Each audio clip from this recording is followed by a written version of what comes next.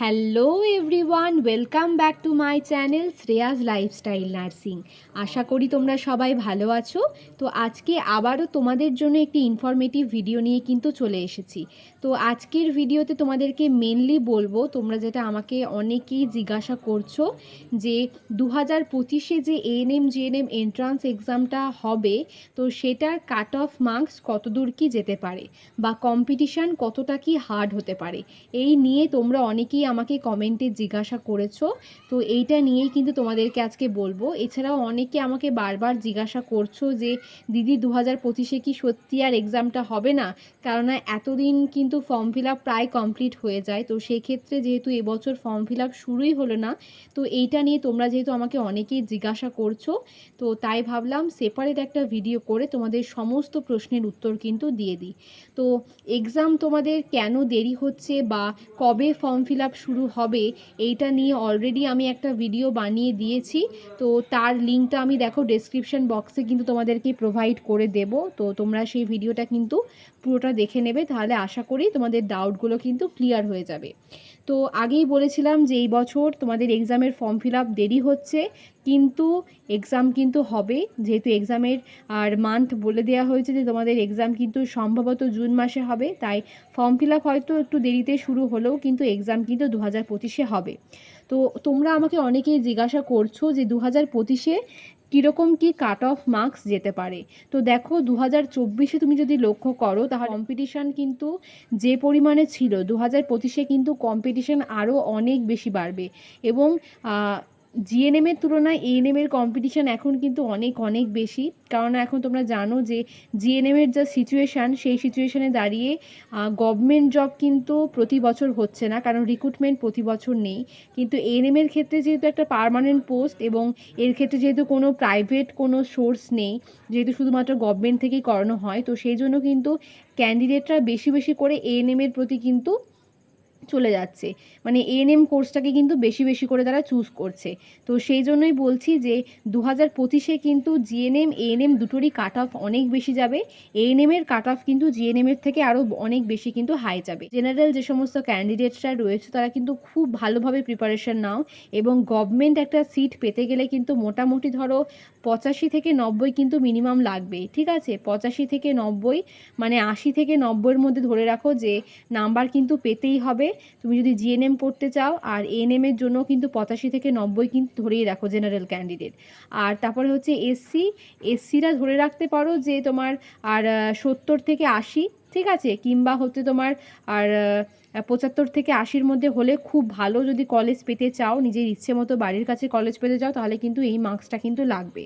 তারপরে এসটিদের কিন্তু তোমার মোটামুটি 50 থেকে 60, কিংবা তোমার আর 45 থেকে 50-এর মধ্যে থাকলে মোটামুটি একটা গভর্নমেন্ট কলেজ কিন্তু পাওয়ার একদম হাই চান্স। বা একদম লাস্ট রাউন্ড যদি দেখতে যাও, তাহলে তুমি 40 থেকে তোমার 60-এর মধ্যে থাকলে কিন্তু একটা গভর্নমেন্ট কলেজ কিন্তু পেয়ে যেতে পারো।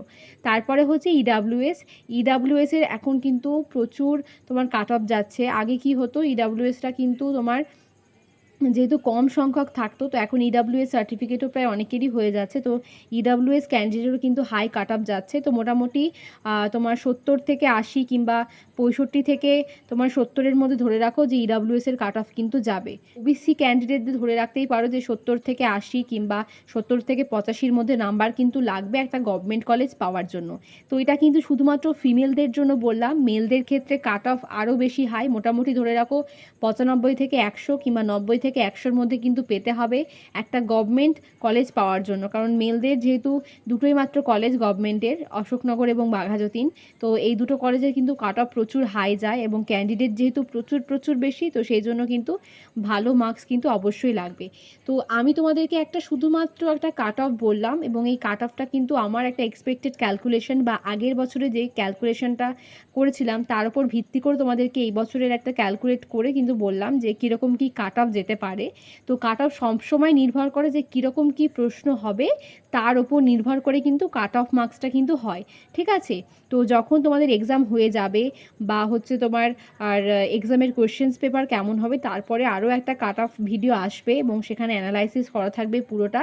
কিন্তু এটা জাস্ট আমি তোমাদেরকে শুধুমাত্র পরীক্ষার আগে যাতে তোমরা ভালোভাবে প্রিপারেশান নিতে পারো বা তোমাদেরকে এতটা স্কোর করতে হবে এইটা ভেবে মাথায় রেখে যাতে পড়াশোনা করতে পারো, সেই জন্যই কিন্তু এই ভিডিওটা বানাচ্ছি, যাতে ভিডিওটা দেখে সেরকমভাবে সেরকম জোর দিয়ে কিন্তু পড়াশোনা করতে পারো যে আমাকে এতটা স্কোর কিন্তু তুলতেই হবে, তাই আমাকে এইভাবে কিন্তু পড়াশোনা করতে হবে। আর এক্সামের যেহেতু বেশি দিন নেই, মোটামুটি ধরে রাখো সম্ভবত জুন মাসে তোমাদের এক্সাম হবে, তো সেই জন্যই বলছি যে বেশি দিন যেহেতু নেই, এখন যেগুলো পড়েছো ভালোভাবে রিভিশন করতে থাকো, প্রিভিয়াস ইয়ারের কোশ্চেন্সগুলো একদম ভালো করে পড়তে থাকো। আর যে জিনিসগুলো মনে হচ্ছে এখনও তোমার কভার করা হয়নি কিন্তু এখান থেকে অনেক কোশ্চেন আসতে পারে, সেগুলো হচ্ছে তোমার আর ভালোভাবে কভার করো এবং বিভিন্ন প্রকার মক টেস্ট দিতে থাকো, যাতে মক টেস্ট থেকে কিন্তু প্রচুর কোশ্চেন্স জানা হয়, প্রচুর ইম্পর্টেন্ট কোশ্চেন্স তুমি জানতে পারো। তো বিভিন্ন প্রকার মক টেস্ট দিতে থাকো। আর যারা যে সমস্ত কোচিংয়ে পড়ছো সেই সমস্ত কোচিংয়ে স্যার ম্যামরা যেগুলো বলবেন সেগুলো অবশ্যই ফলো করো। তার সঙ্গে সঙ্গে কিন্তু টেক্সট বুকসটাকেও কিন্তু ভালোভাবে কিন্তু কভার করো। আর আরও একটা জিনিস বলি, কম্পিটিশান যেহেতু হার্ড হচ্ছে, তাই যদি মনে রাখো যে আমি নার্সিং করব, আমাকে একটা গভর্নমেন্ট কলেজ পেতে হবে, আমি প্রাইভেট কলেজ থেকে পড়বো না, আমি গভর্নমেন্ট কলেজ থেকেই পড়বো, তাহলে সেইভাবে কিন্তু মনোভাব নিয়ে কিন্তু পড়াশোনা করো। আর শুধুমাত্র যে এখন কলেজ পেয়ে গেলাম তারপরে পড়াশোনা করতে হবে না, এরমটা কিন্তু ব্যাপার না।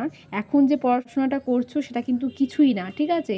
এটা শুধুমাত্র একটা কলেজ পাওয়ার জন্য পড়াশোনা, তারপরে ট্রেনিংয়ে যাওয়ার পরে যে পড়াশোনাটা শুরু হবে সেটা কিন্তু আরও অনেক অনেক বেশি। তো সেই সব কথা বাদ দাও, সেটা পরের ব্যাপার। এখন শুধুমাত্র তোমাকে একটা গভর্নমেন্ট কলেজ পেতে হবে, সেই ভেবে কিন্তু পড়তে থাকো।